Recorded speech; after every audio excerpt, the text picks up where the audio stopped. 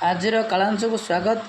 आज आम चतुर्थ श्रेणी आमे और आम परिवेश बहिर चतुर्थ अध्याय आम खाद्य सामग्री और उत्पादन करथिबा कर्मजीवी पाठर अभ्यास प्रश्न को आलोचना करबा। पिला माने ध्यान सहकारे एई अभ्यास प्रश्न को सुन एवं बुझिया पई चेष्टा कर। तेबे आस पिला माने एहार अभ्यास प्रश्न को आलोचना करबा। एक नंबर निम्न खाली थिबा स्थान रे मझिरे थिबा मूल पदार्थरू तैयारी खाद्य नाम कौन लेखिबा। देख पिला माने एठी लेखा जायछि गहम। गहम रु कौन कौन तैयारी होछि। गहम रु गोटे रुटी तैयारी होला, आउ कौन तैयारी होला, पूरी तैयारी होला। तेणु एठी हमें लेखिबा पूरी। गहम रु पूरी तैयारी होछि। आउ परोटा, परोटा मते तैयारी होछि, तेणु हमें एठी लेखिबा परोटा। आउरी बिस्केट, बिस्केट तैयारी होछि, तेणु एठी लेखिबा बिस्केट, बिस्केट। तापर लेखिबा छतुआ। गहम रु छतुआ मते होछि, तेणु छतुआ लेखिबा छतुआ। तापर सिंगड़ा। गहम रु सिंगड़ा मते तैयारी होछि, सिंगड़ा। गहम रु सेमिया, सिमई, सिमई, सिमई। गहम रु सुजी, गहम रु सुजी इत्यादि तैयारी हुए। तापर 2 नंबर प्रश्न एक दुई नंबर फुल लिखाई क्षीर। क्षीर रु कौन कौन तैयारी हुए। क्षीर रु गोटे लिखाई घी, घी। तापर लिखा दही। क्षीर रु दही तैयारी हुए, दही लिखा दही। लहुणी लिखा लहुणी, लहुणी। तापर लिखा छेना, छेना लिखा। तापर राबिड़ी। क्षीर रु राबिड़ी मत तैयारी हुए, लिखा राबिड़ी। तापर देखिबा एठी बिरी लिखाई। बिरी रु कौन कौन तैयारी होछि, लिखा बिरी रु पांपड़ होछि, बिरी रु पांपड़। बिरी रु बरा होछि, बरा। बिरी रु चकुली पिठा होछि, चकुली पिठा लिखा, चकुली पिठा। तापर दोसा होछि, बिरी रु दोसा प्रस्तुत होछि। तापर बड़ी तैयारी होछि, बिरी रु बड़ी मध्य तैयारी होछि, देखिबा। तापर हम देखिबा एठी मुग। मुग रु कौन तैयारी होछि, हमें एठी लिखिबा मुग। मुग रु गजा मुग होछि, गजा मुग होछि। आ मुग रु डालमा, मुग डालमा करा होछि, डालमा। पिठा पुरी, पिठा पुरा होछि, पिठा पुरा पुरा दिया होछि पिठारे, पिठा पुरा होछि। डाली करा होछि, मुग रु डाली, मुग डाली। तापर पांपड़, मुग पांपड़, पांपड़ मध्य होछि, मुग पांपड़। तापर आसला धान। धान रु कौन कौन हुए, धान रु चाउल हुए, चाउल हुए। तापर धान रु चूड़ा हुए, धान रु चूड़ा तैयारी करा जाए। धान रु खई, खई प्रस्तुत हुए, लिया खई। तार मुढ़ी, धान रु मुढ़ी, धान बाजी मुढ़ी तैयारी करा होछि। तापर धान रु पिठा मध्य होछि, धान चाउल, चाउल रु पिठा, पिठा मध्य होछि। मूल उपादान होछि धान, धान रु ए सब, धान रु चाउल होछि, धान रु चूड़ा होछि, खई होछि, धान रु पिठा मध्य प्रस्तुत करा होछि, मुढ़ी तैयारी करा होछि। 2 नंबर प्रश्न क स्तंभरे थिबा मूल जिनिष सहित ख स्तंभरे थिबा उत्पादित खाद्य नाम जोड़िबा। एठी लिखिबा आखु सहित चीनी, आखु रु चीनी प्रस्तुत होछि। सेही भली क्षीर रु कौन प्रस्तुत होछि, आमे लिखिबा क्षीर रु घी तैयारी होछि, लिखिबा जोड़िबा। तापर सोरिष रु, सोरिष रु तेल प्रस्तुत होछि।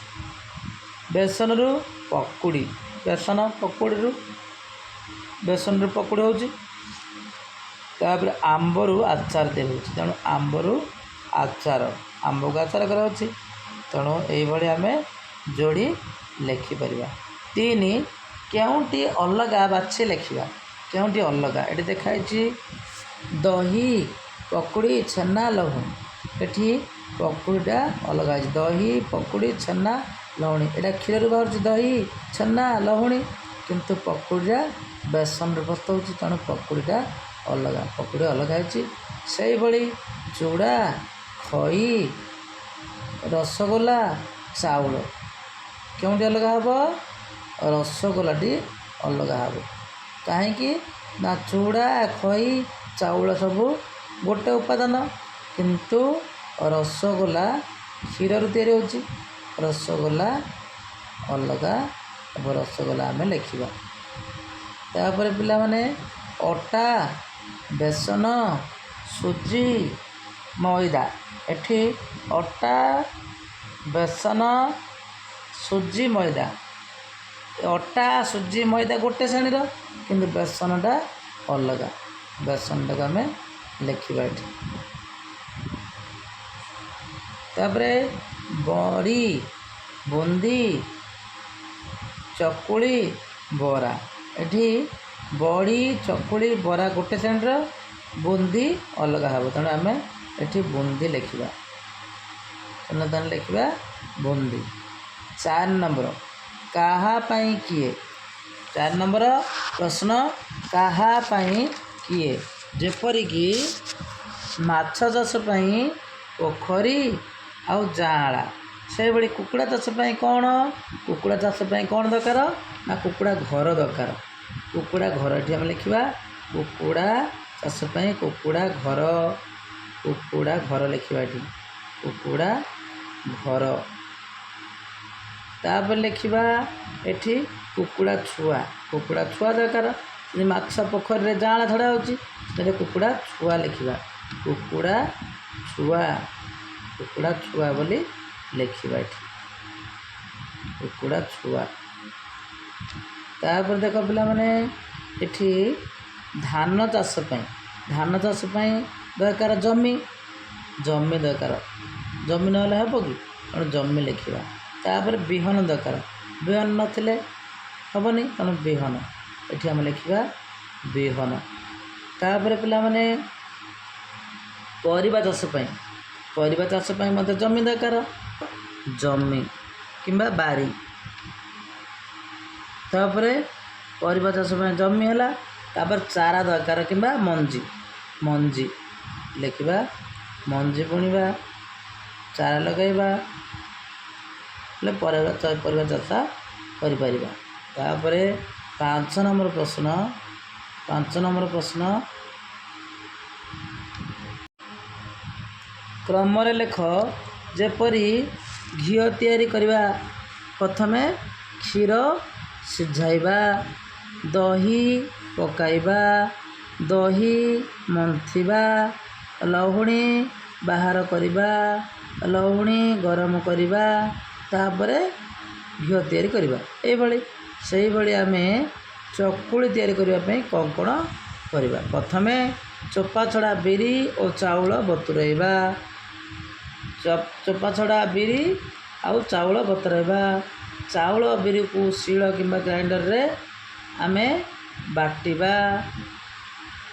ତାପରେ ସେଥିରେ କିଛି ଲୁଣ ପକାଇବା, ଚୁଲିରେ ତାୱା ବସାଇବା, ତାପରେ ତାୱାରେ ପକାଇ ଚକୁଳି ତିଆରି କରିପାରିବା।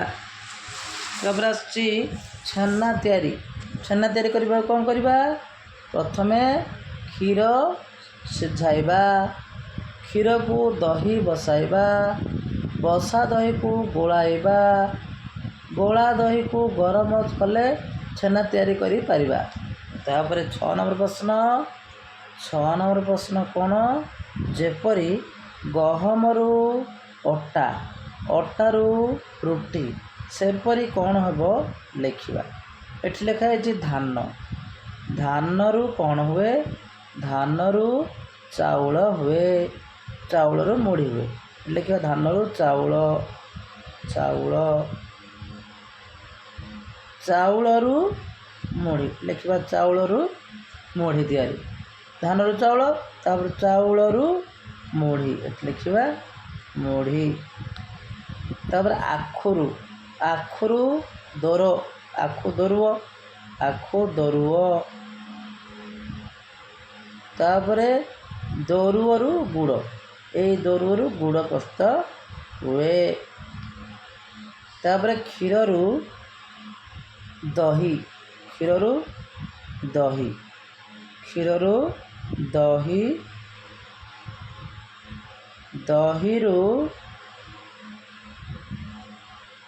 ଦହିରୁ ଛେନା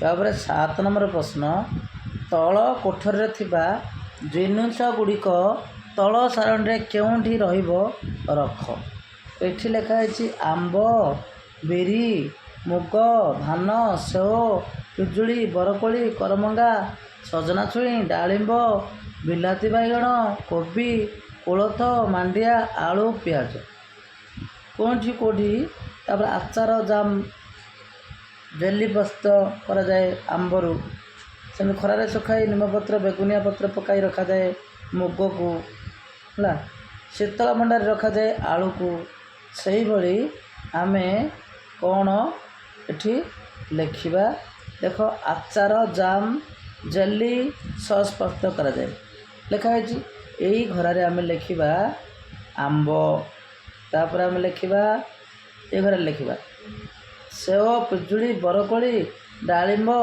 କରମଙ୍ଗା ସଜନା ଛୁଇଁ ଏସବୁ ଜେଲି ପ୍ରସ୍ତୁତ ହୁଏ ତେଣୁ ଏଠି ଲେଖିବା ଆମେ ଆମ୍ବ ସେଓ ପିଜୁଳି ବରକୋଳି ଡାଳିମ୍ବ କରମଙ୍ଗା ସଜନା ଛୁଇଁ ତାପରେ ଲେଖା ହେଇଛି ଏଠି ମୁଗ ଖରାରେ ଶୁଖାଇ ନିମ୍ବପତ୍ର ବେଗୁନିଆ ପତ୍ର ପକାଇ ରଖାଯାଏ ମୁଗକୁ ବିରି ମୁଗ ଧାନ କୋଳଥ ମାଣ୍ଡିଆ ଏସବୁ ରଖାଯାଇଛି ଖରାରେ ଶୁଖାଇ ନିମ୍ବପତ୍ର ପକାଇ ବେଗୁନିଆ ପତ୍ର ପକାଇ ରଖାଯାଏ ତାପରେ ଶୀତଳ ଭଣ୍ଡାରରେ ରଖାଯାଏ ଆଳୁ ଗୋଟେ ପିଆଜ